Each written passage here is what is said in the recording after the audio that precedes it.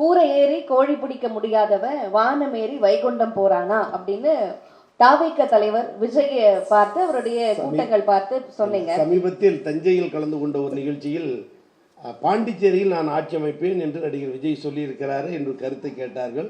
நான் சொன்னேன், வந்திருப்பது வேறொரு விழா, அந்த விழாவின் செய்தி தான் ஊடகத்துக்கு போக வேண்டியதை தவிர குறுக்கிட்ட கேள்வி கேட்கிறீர்கள் என சொல்லி நடக்கார். இல்லை, இப்படி சொல்லியிருக்கிறார் என்று சொன்ன நான் சொன்னேன், கூரை ஏறி கோழி பிடிக்க தெரியாதவர் வானத்தில் ஏறி வைகுண்டத்தை காட்டுவாராம். முதலில் தமிழகத்தில் போட்டியிடட்டும், சில இடங்கள் வெற்றி பெறட்டும், அதன் பிறகு ஆட்சி அமைக்கட்டும், அதன் பிறகு பாண்டிச்சேரி போய் ஆட்சி அமைக்கட்டும். ஆசைக்கு அளவில்லை என்பதற்கு அரசியலில் விஜய் ஒரு அடையாளம் என சொல்லி நான் சொன்னேன்.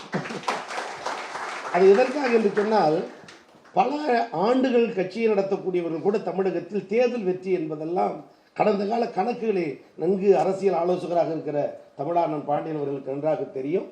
இன்றைக்கு நினைத்தே நாளைக்கு ஆட்சி என்பது தமிழகத்தில் முன் வரலாறு அல்ல. முயற்சி எடுக்கலாம், நான் இல்லை என்று சொல்லவில்லை.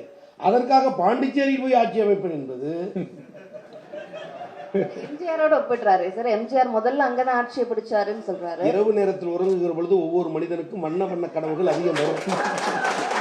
ஆனால் காலையில் எழுந்து பிளாட்ஃபார்ம்ல கால் வைக்கிறோம் பாருங்க, எத்தனை பேர் வணக்கம் வைக்கலாம், எத்தனை பேர் முறைக்கலாம், எத்தனை பேர் சிரிக்கிறான்னு காலையில பிளாட்ஃபார்ம்ல கால் வைக்கும் போதுதான் உண்மையான கல நிலவரம் தெரியும். கல அரசியல், அதுதான் கல அரசியல். எனவே வண்ண கனவுகளோடு விஜய் விரும்புகிறார், நாடு நன்கறியும். கல அரசியல் வேற, காட்சி அரசியல் வேற அப்படின்னு சொல்றீங்க. இப்போ நம்ம இந்த செஷன் அப்படியே முடிச்சுட்டு செய்தியாளர்களுக்கு ஏதாச்சும் கேள்வி இருந்தால் எழுப்பலாம். வேலுமுருகன் சார் ஏதோ சொல்றோம்னு நினைக்கிறாரு. மகிழ்ச்சி. ஓகே சார், இவர் ஆர்எஸ்எஸ் மேடையில் சீமான் அவர்கள் பேசினதை பார்த்துருப்பீங்க. அண்ணா அவருக்கு முன்னாடியே பாரதியார் தான் தமிழ்நாடு அப்படின்னு சொல்லியிருந்தாரு. அதை பற்றின உங்களை கருத்துக்கள் என்ன? இன்னொன்று பிஜேபியை விட சீமான் அவர் தான் ரொம்ப ஆர்வமாக இருக்காரு.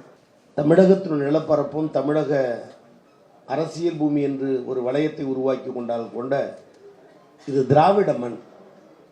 தந்தை பெரியாரால் கட்டி காக்கப்பட்டு உருவாக்கப்பட்டு அந்த கொள்கைகள் நிலைநிறுத்தப்பட்டு அவைகள் சட்டமாக்கப்பட்டு அதன் மூலம் மக்கள் வாழ்வு பெற்று இன்னைக்கு உயர்ந்த நிலையில் இருக்கிற மாநிலம் தமிழ்நாடு.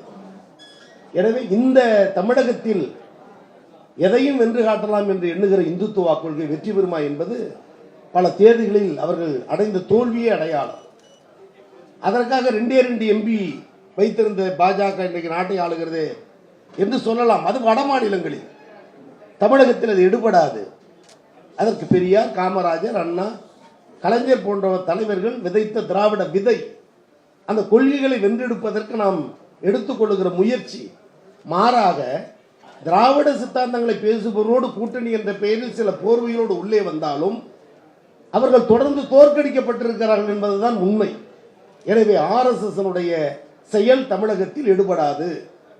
அதனுடைய வீரியமாக தான் ஆளுநர் ரவி போன்றவர்கள், காலையில் கூட ஒரு பத்திரிகையாளர் சந்திப்பில் சொன்னேன், ஆளுநர் ரவி ஆளுநராக பணியாற்ற வேண்டுமே தவிர RSS ரவியாக மாறிவிடக்கூடாது என்ற கருத்தை சொன்னேன். எனவே திராவிட சித்தாந்தங்களுக்கு எதிராக எந்த இந்துத்துவ சித்தாந்தம் தமிழகத்தில் விதைக்கப்பட்டாலும் அது வேரூன்றாது. இதற்கான பூமி இது அல்ல என்பதை பலமுறை நிரூபித்திருக்கிறோம். 2026 நிரூபிப்போம்.